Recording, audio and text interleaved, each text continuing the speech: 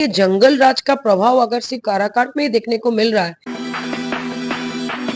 नमस्कार। श्रेया हत्याकांड आपने सुना होगा और देखा होगा। लगातार इस पे पुलिस पे जितना दबाव बनाया गया मीडिया के द्वारा और दूसरी तरीके से लोगों का आक्रोश देखते हुए श्रेया हत्याकांड में पुलिस ने बड़ी कार्रवाई की और उसके बाद अपराधियों को पकड़ा गया। होटल व्यवसाय से जुड़ा हुआ बताया जा रहा था जिसमें 2 लोगों को पकड़ा गया। उससे पहले तथाकथित तौर पे उनके प्रेमी को भी डिटेन की थी पुलिस ने। तो श्रेया का मामला तो चलिए ठीक है, उस पर पुलिस ने कुछ कार्रवाई की।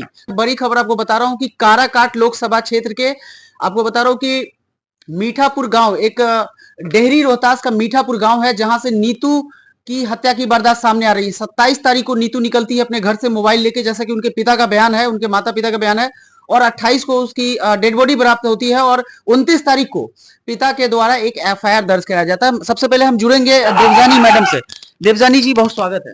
जी जी, नमस्कार नमस्कार। देवजानी जी, आप राष्ट्रीय प्रवक्ता है आरएलजेपी की। आप एक बात बताइए कि पुलिस का इनकलाब खत्म हो गया है क्या, कि दूसरी वारदात सेम लोकसभा, काराकाट लोकसभा से सामने आती है? देखिए, नो नो, आई फील कि पुलिस अपने हिसाब से कार्रवाई कर रही है। हम लोग हर बार पुलिस को दोष दे देते हैं, लेकिन मैं तो सीधा सवाल करूंगी कानून के ऊपर, लॉ एंड ऑर्डर के ऊपर। भाई, आप इतने सारे वारदातों पर, इतने सारे चीजों पर आप जब कानून जब बदलाव ला सकते हैं, जैसे अभी आपका क्रिमिनल लॉ पे आपके बहुत सारे बदलाव आए, वुमेन इश्यूज के ऊपर कोई कानून में बदलाव क्यों नहीं आ रहा है? वुमेन इश्यूज को अगर हम लोग देखें, चाहे बिहार हो, यूपी हो, बंगाल हो, कोई भी स्टेट उठा लीजिए, हर जगह की कहानी सेम है। हाँ, ये अलग बात है, कहीं पे बहुत ज्यादा खबरों में आ रहा है, कहीं पे नहीं आ रहा है, लेकिन हर जगह कुछ ना कुछ घटनाएं आपको देखने को मिलेगा। और वो शुरुआत होती है ईव टीजिंग से। तो बहुत ज्यादा लीनियंटली हम लोग इस चीज को ले रहे हैं। तो मेरा तो ये मानना है कि भाई, end of the day court जब सारा फैसला करता है कोई भी केस का, तो लॉ एंड ऑर्डर में ऐसा स्ट्रिक्ट रूल हम लोग या फिर ऐसा नया कानून क्यों नहीं ला पा रहे जहाँ पे महिलाओं की सुरक्षा की बात हो? महिलाओं की सुरक्षा की बात कोई क्यों नहीं कर रहा है? बार बार हम लोग कभी पुलिस को दोष दे देते हैं, कभी हम लोग प्रशासन को दोष दे देते हैं, कभी हम लोग उस इलाके के जो आपके पुलिस ऑफिसर है उनको दोष दे। उनका भी एक लिमिट है। वो लोग वही काम करेंगे जो उनके दायरे में। वो लोग लॉ एंड ऑर्डर नहीं है, वो लोग एक बहुत ही छोटा पार्ट है। एडमिनिस्ट्रेशन का काम वही है कि भाई अपराधी को पकड़ना, लेकिन उसके बाद उनको जेल में डालना, जेल से वो नहीं निकले, उनका बेल नहीं हो, उनके साथ सख्त से सख्त कार्रवाई हो, ये सारी चीजों की जिम्मेदारी जो है वो लॉ एंड ऑर्डर मिनिस्टर की है। और मुझे ऐसा लगता है कि कानून में जब तक बदलाव नहीं आएगा, ये सारी चीजों में कुछ नहीं होगा। एक वारदात के बाद दूसरा, दूसरे के बाद तीसरा, तीसरे के बाद चौथा। आज एक जगह को हम लोगों ने चिन्हित किया और वो है Aurangabad, Karakat. What is the guarantee कि कल यही हरकत दूसरे जगह पे नहीं होगा? अगर ऐसी बात है, अरवल हो गया, मुजफ्फरपुर हो गया, दरभंगा हो गया, हर जगह कुछ ना कुछ घटनाएं हो रही है। और ये आज से नहीं, ये कोई भी आपके क्या कहते हैं, आपके सरकार आए उससे किसी को मत, क्योंकि अपराधी सरकार को देख के अपराध नहीं करता है। अपराधी को कोई मतलब ही नहीं है कि सीएम ऑफ बिहार कौन है, उनको मतलब है कि कानून में क्या लिखा हुआ है। तो एक ही बात हम बार बार सबसे बोल रहे हैं कि आप लोग सिर्फ और सिर्फ पुलिस और प्रशासन के ऊपर उंगली नहीं उठा के सब लोग मिलके कानून से सवाल करें कि क्यों लॉ एंड ऑर्डर के जो मेन करता धरता है वो क्यों नहीं कानून पे बदलाव ला रहे। चाहे वो डोमेस्टिक वायलेंस का मामला हो, चाइल्ड अब्यूज का मामला हो, मेंटल हैरेसमेंट का मामला, इतना ज्यादा क्या कहते हैं आपका फ्लेक्सिबल क्यों है हम यहाँ का कानून? मुझे बताइए। मतलब जब तक निर्भया हत्याकांड टाइप घटना हर एक घर में नहीं होगा, क्या कोई भी पुलिस या फिर कानून वही रूल लागू नहीं करेगा कि भाई नहीं 10 साल के बाद उसको फांसी हो रहा है? मतलब आप लोग क्या चाहते हैं कि हर घर में क्या कहते हैं आपका निर्भया जैसा कांड हो? तो कहीं ना कहीं ये कानून के ऊपर उंगली है, ये सिर्फ और जरूरी है, यही एक ओनली सोल्यूशन है। मैं बार बार बोल रही हूँ, बार बार पुलिस को घेर कर, आम आदमी को घेर कर, मैंने लड़की को दोष देकर, उसके बॉयफ्रेंड को दोष देकर कोई फायदा नहीं है। कानून सख्त करेंगे,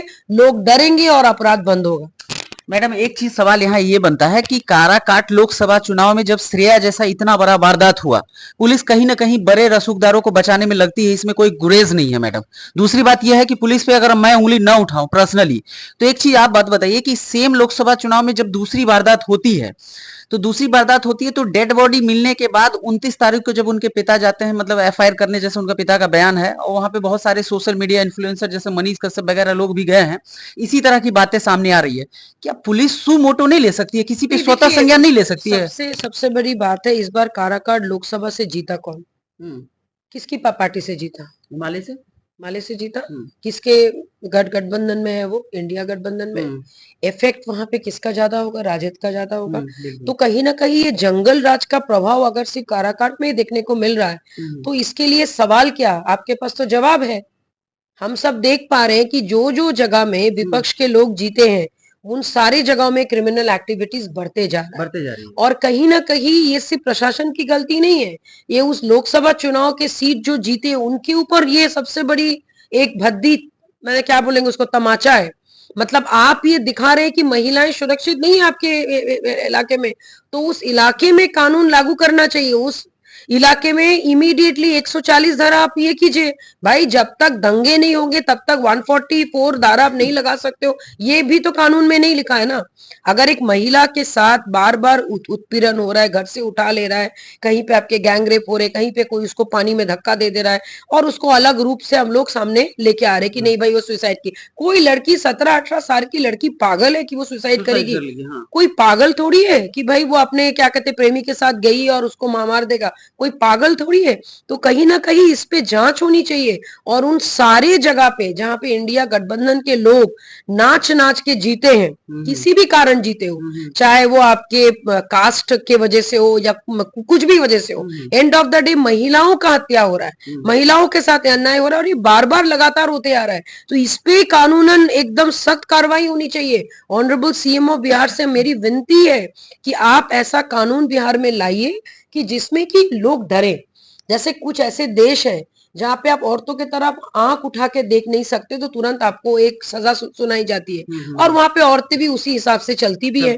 और हमारे यहाँ पे फ्रीडम ऑफ क्या कहते हैं लिविंग सबके साथ है भाई। औरत कोई भी कपड़ा पहने उसके साथ कुछ भी आरोप हो, ये कोई तरीका नहीं है। मेरी मर्जी भाई, मैं स्कर्ट पहनूं, मैं पैंट पहनूं, मैं साड़ी पहनूं, उसके लिए किसी की हत्या हो ये गलत बात है। तो कहीं ना कहीं ये सोच के साथ साथ जिन जिन जगह पे आपके विपक्ष के लोग देखिएगा, आप अगर जीते हैं वहां पे जहां पे आपके एनडीए का सरकार नहीं है, ये सब चीज ज्यादा हो रहा है। अगर मैं पॉलिटिकल एंगल देना चाहूँ तो, और अगर मैं एक महिला के नाते बोलूं तो महिलाओं के लिए कानून बहुत कमजोर है, बहुत कमजोर है। चाहे आप एक डिवोर्स केस को लीजिए, बहुत सारी ऐसी क्या कहते हैं मुद्दे पर मैंने पहले भी आपके चैनल के साथ बात किया है।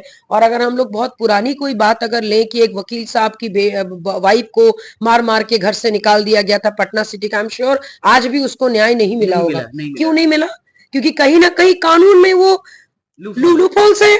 तो जब तक औरतों के लिए कानून में आप एक बदलाव नहीं लाएंगे, जब तक कड़ी से कड़ी सजा उनको नहीं देंगे, बेल पे छूटने की जो एक कला है, बेल पे छूटने की जो एक परंपरा है, अपराधी मतलब बेल पे छूटा हुआ है।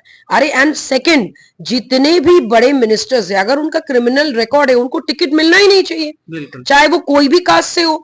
तो ये चीजें जब तक नहीं बदलेंगी तब तक महिलाएं बिहार में किसी भी कोने पे सुरक्षित नहीं है। और अभी इस लोकसभा चुनाव में 8 बड़े बड़े पद में हमारे बिहार के मंत्री लोग हैं। लोकसभा चुनाव में 8 मंत्री बने हैं बिहार से। तो उन सारे मंत्रियों से विनम्र अनुरोध है कि आप लोग सेंट्रल में मिनिस्टर तो बन गए, सब लोग अलग अलग ले, तो आप लोग बिहार के लिए क्या कर रहे हैं? बिहार की सुरक्षा के लिए कहां हो रही है बात?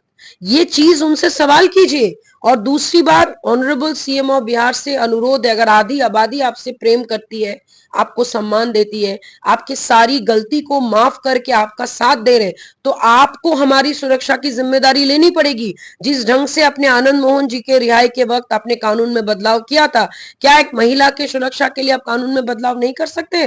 क्या कोई भी ईव टीजिंग करने पर उसका सीधा 10 साल का जेल हो, ऐसा आप कानून नहीं ला सकते?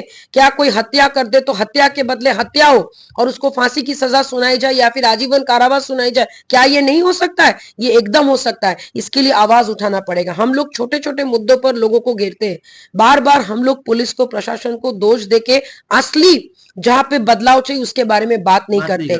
सबसे पहली बात, काराकाट लोकसभा से जो जीते उनके ऊपर उंगली उठनी चाहिए। आपने ऐसा क्या काम कर रहे हैं जो हर घर से महिलाएं वहां पे अभी निकलने को डर रहा है? या तो फिर आप इस्तीफा दें और दोबारा उस जगह पे फिर से चुनाव हो, या तो फिर उनके ऊपर क्या कहते हैं उंगली ये उठे और सारे जितने भी महिलाएं उनका जाके घेराव करें कि भाई हम लोग आपके राज में, आपके इलाके में हम लोग सुरक्षित नहीं है। ये जब तक नहीं होगा तब तक बार बार पुलिस के ऊपर उंगली उठती रहेगी और कोई सॉल्यूशन नहीं मिलेगा।